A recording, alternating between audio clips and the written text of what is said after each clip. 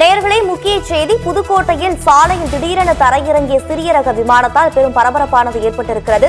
விவரங்களை எமது தலைமை செய்தியாளர் கண்ணன் வழங்கி கேட்கலாம். கண்ணன், வணக்கம். இது தொடர்பான விவரங்களை நீங்க பதிவு பண்ணலாம்.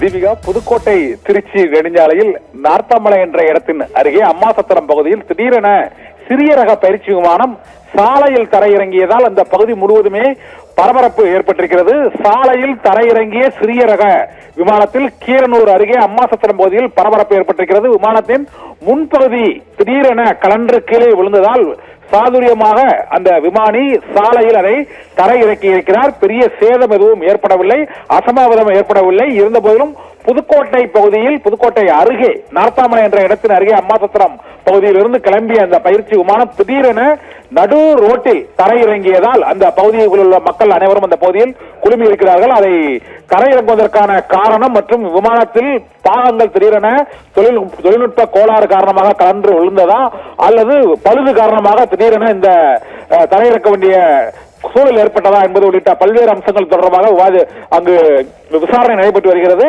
திருச்சி புதுக்கோட்டை நெடுஞ்சாலையில் சிறிய ரக விமானம் திடீரென தரையிறங்கிய இந்த சம்பவம் அந்த கீரனூர் பகுதியில் பரபரப்பை ஏற்படுத்தி இருக்கிறது. தீபிகா,